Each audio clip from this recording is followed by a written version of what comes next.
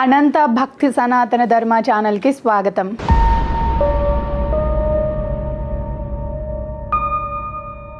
ఓం శ్రీ గణేశాయ నమః. ఓం శ్రీ సరస్వతీయై నమః. ఓం శ్రీ గురుభ్యో నమః. శ్రీ గణేశ పురాణంలోని మంత్రోపదేశ వర్ణనం అనే 21వ అధ్యాయము. శ్రద్ధాలువై ఎంతో ఆసక్తితో కథను ఆలకిస్తున్న భీమునితో విశ్వామిత్ర మహర్షి ఇలా కొనసాగించాడు. ఓ రాజా, ఎప్పుడైతే వరదుడైన వినాయకుని మూర్తి హఠాత్తుగా అంతర్ధానమైపోయిందో బాలకుడైన దక్షునికి ఇక దిక్కు తోచలేదు. ఎంతో బెంగతోనూ బాధతోనూ విహ్వలుడై దారిన పోయే వారందరినీ కూడా చెట్లు చేమలతో సహా వినాయకుడు మీకెక్కడైనా కనిపించాడా, మీకేమైనా ఎదురైనాడా చెప్పమంటూ విలపించసాగాడు. ఆ ఆఘాతానికి తట్టుకొనలేక మూర్ఛిల్లినాడు. ఇంతలో అతనికి దైవవశాన ఒక అద్భుతమైన స్వప్నం కలిగింది. అందులో ప్రకాశమానమైన సుందరవదనంతో బ్రహ్మ వర్చస్సుతో దేదీప్యమానంగా వెలుగొందే ఒక బ్రాహ్మణుడు ఎదుట నిలబడి, అభీష్ట వరమును నీకు ప్రసాదించాను. నీకు ప్రత్యక్షమైన గజాననుని ఏ వరములు అర్థించదలిచినావో అవన్నీ నీకు ఇచ్చాను అని చెప్పి వెళ్ళిపోతుండగా ఒక ఉదుటున మేల్కాంచి తన ఎదుటగా ఉన్న ఒక బ్రాహ్మణుడిని దర్శించి పరమానంద భరితుడైనాడు. అతడిని ముద్గలుడు అనే బ్రాహ్మణోత్తముని ఆశ్రమానికి దారిని చూపగోరాడు. ముద్గలాశ్రమ వర్ణనం. ఆ బ్రాహ్మణుని అనుసరించి దక్షుడనే ఆ రాకుమారుడు వెళ్ళగా ముద్గలుని ఆశ్రమం కనుచూపు మేర దూరంలో కనిపించింది.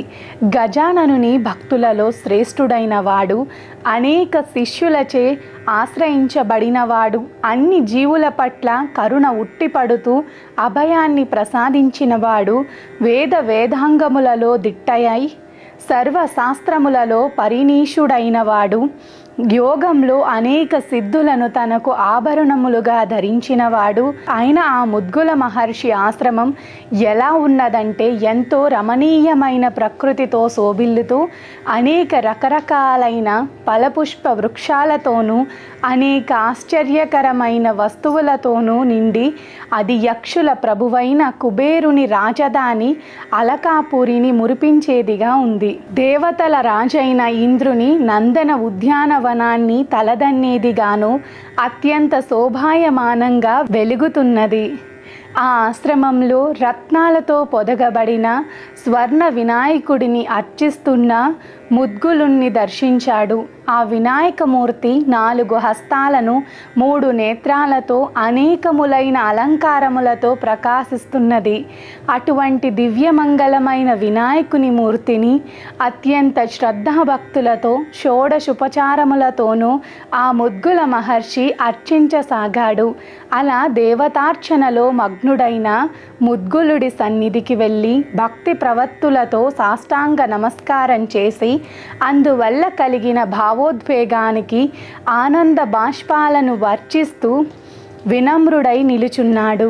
అప్పుడు జరిగిన వృత్తాంతాన్ని విశ్వామిత్రుడిలా కొనసాగించాడు. అప్పుడు గణేశుని పరమ భక్తాగ్రగణ్యుడైన మద్గలుడు ఆ దక్షుడిని ఆప్యాయంగా లేవనెత్తి, నాయనా, నీవెవరవు? ఏ కారణం చేత ఇక్కడికి వచ్చావు? నీ దుఃఖానికి గల కారణం ఏమిటి? నీ దుఃఖాన్ని భయాన్ని నివారిస్తాను. ఆందోళనను వీడి నీ యొక్క యావద్ వృత్తాంతాన్ని నాకు వివరించు అన్నాడు. అప్పుడు ఆ ముద్గల మహర్షి మాటల చేత ధైర్యం పొందినవాడై ప్రశాంత చిత్తంతో కమలాసుతుడైన దక్షుడిలా బదులిచ్చాడు.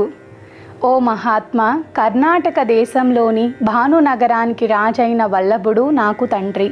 కమల అన్న పేరు గల ఈ మహారాణి నన్ను కన్న తల్లి. దైవావసాన నాకు పుట్టుకతోనే అనేక వైకల్యాలు, దుర్గంధభూయిష్టమైన చీము, నెత్తురు స్రవించే శరీరము సంప్రాప్తించాయి. అయినా నాకు తగిన స్వస్థత చేకూర్చాలన్న సంకల్పంతో నా తండ్రి ఒక పుష్కర కాలం అంటే 12 సంవత్సరాలు కఠిన నియమాలతో ఘోరమైన తపస్సు ఆచరించిన ప్రయోజనం లేకపోయింది. దానితో నా తండ్రి ఆగ్రహోదగ్రుడై నన్ను నా తల్లిని రాజాంతపురం నుండి వెళ్ళగొట్టాడు. తీరని దుఃఖముతో నా తల్లి నన్ను వెంటబెట్టుకుని గ్రామాలలో భిక్ష చేసి అలా సంపాదించుకున్న ఆహారం నా పోషణకై వినియోగిస్తూ ఎంతో దైన్య స్థితిలో కాలం వెళ్ళబుచ్చుతూ కౌండిన్యపురం చేరుకున్నది. ఆ ఊరిలో మేమిరువురము భిక్షాటనం చేస్తుండగా పూర్వపుణ్యవసాన గ్రుడ్డివాడికి దృష్టి లభించినట్లు మాకు నీ దర్శన భాగ్యం కలిగింది. నీ శరీరం మీద నుంచి వీచిన గాలి నన్ను సోకగానే నాకు గల వైకల్యాలు శరీర బాధ మటుమాయమైపోయాయి. శిలారూపి అయిన అహల్యామాతకు రఘురాముని చరణి ధూళి శాప విముక్తిని ప్రసాదించినట్లు మీ అనుగ్రహ విశేషం చేతనే ఈ విధంగా దివ్యసుందరమైన దేహం నాకు సంప్రాప్తించింది. ఈ వృత్తాంతాన్నంతా నాకు నా తల్లి చెప్పటం వలనే తెలుసుకున్నాను. ఏ మహనీయుని శరీరంపై నుండి వీచిన వాయుస్పర్శ మాత్రం చేతన అనారోగ్యములన్నీ మటుమాయమైనాయో అట్టి సత్పురుషుని దర్శించుకొని జీవితం సార్థకం చేసుకోవాలన్న సంకల్పం కలిగి తిరిగి మీకై అన్వేషిస్తుండగా హఠాత్తుగా గజాననుని సాక్షాత్కారం లభించింది. ఆ దివ్యమంగళమూర్తిని దర్శించుకున్న నా తల్లి కమల తన మనోభీష్టాలనన్నింటినీ పొందింది. ఆ గజాననుడు తానివ్వగలిగిన ఆ వరాలను తన అనుగ్రహ స్వరూపులైన నిజానుగ్రహాన్ని సంప్రాప్తించుకున్న మీ నుంచి పొందమని ఆజ్ఞ ఇచ్చి అంతర్ధానం చెందాడు. దాంతో మిమ్మల్ని వెతుక్కుంటూ ఇలా మీ ఆశ్రమం చేరుకున్నాను అంటూ తన కథను ముద్గలునితో వివరంగా తెలియజేశాడు. ఇలా వివరించిన పై గజానన సాక్షాత్కారంతో పాటు ద్విజ రూపంలో ప్రత్యక్షమైనది. ఆ తరువాత మరల గజవదనుడై సాక్షాత్కరించింది తానే. ఆ 2 రూపాలలో దర్శనమిచ్చినట్లు నిరూపించినది వివరించి ముద్గలుని వల్లనే తన సకలాభిష్టములు నెరవేరగలవని చేసిన గణేశుని దివ్య ఆదేశాన్ని తెలిపాడు. గజాననుని అంతర్ధానంతో ఎంతో వ్యధకు లోనైనానని, ఆ వివసతతో స్పృహను కోల్పోయానని, వరం కోరుకోమన్న ఆ దివ్య దేశాన్ని మననం చేసుకుంటూ ముద్గలుని ఆశ్రమానికి చేరుకున్నానని తెలియజేశాడు. ఇంకా ఆ దక్షుడు ఇలా అన్నాడు: ఓ మహాత్మా, ముద్గల మహర్షి పరిపూర్ణ గణేశానుగ్రహానికి పాత్రుడవైన నీవే సాక్షాత్తు గజాననుడవు. ఆ భగవానుని అనుగ్రహం విశేషం చేత నాకు సర్వము గణేశమయమై కనిపిస్తున్నది. ఈ వృత్తాంతానంతటినీ సోమకాంత మహారాజు వినిపిస్తున్న భృగు మహర్షి ఇలా అన్నాడు.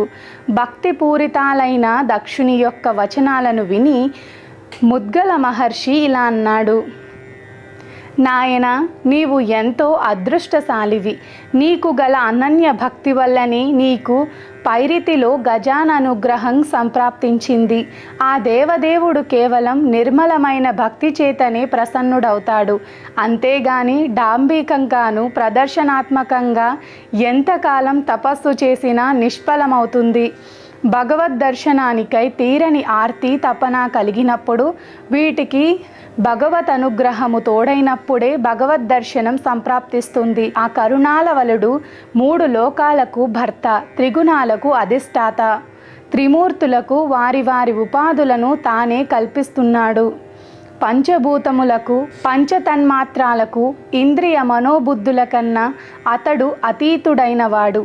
ఆయనను దేవతాగణములు గాని, గంధర్వరాదులు కానీ, చిరకాలం తపస్సు చేసిన ఋషులు కానీ, వేదములు కానీ కనుగొనలేవు. అటువంటి దేవతలకే దేవుడైన గజాననుడి సాక్షాత్కారం పొందిన నీవు చాలా ధన్యుడవి. నీ వంటి భక్తుడు నాకు పరిచయమవటం నాకు ఎంతో సంతోషాన్నిస్తుంది అంటూ ముద్గలుడు ఆ దక్షునికి నమస్కరించి ప్రేమపూర్వకంగా ఆలింగనం చేసుకున్నాడు. ఆ తర్వాత ముద్గల మహర్షి గజాననుని ఏకాక్షర మహామంత్రాన్ని సాంగోపాంగంగా దక్షునికి ఉపదేశించి ఇలా అన్నాడు: ఓ రాజకుమార, ఈ మంత్రాన్ని ప్రతిదినము క్రమం తప్పక నియమంగా జపించు. నీ సకల అభిష్టాలు ఆ గణేష్ అనుగ్రహం చేత సిద్ధిస్తాయి. ఈ గణేశుని భక్తి చేత ఇంద్రాది దిక్పాలకులు సైతం వశ్యులై ఉంటారు. అనన్య మనస్సుతో ఆ పరాత్పరుని ధ్యానిస్తే ఇహంలో సకల సంపదలు చిరకాలం అనుభవించి అంతములో మోక్ష పదాన్ని పొందుతావు అంటూ దీవించాడు. ఇది శ్రీ గణేశ పురాణం ఉపాసనాఖండంలోని మంత్రోపదేశ వర్ణనం అనే 21వ అధ్యాయం. సర్వే జనా సుఖినో భవంతు, లోకా సమస్త సుఖినో భవంతు. గోవులను సేవించండి, గోవులను రక్షించండి. ప్రకృతిని కాపాడటం మన ధర్మం. ప్రకృతిని కాపాడండి, ఒక్క మొక్కైనా నాటండి. మనంత భక్తి సనాతన ధర్మ ఛానల్ని తప్పకుండా సబ్స్క్రైబ్ చేసుకోండి. మీ ఫ్రెండ్స్ అండ్ ఫ్యామిలీ మెంబర్స్కి వీడియోని తప్పకుండా షేర్ చేయండి. నమస్కారం.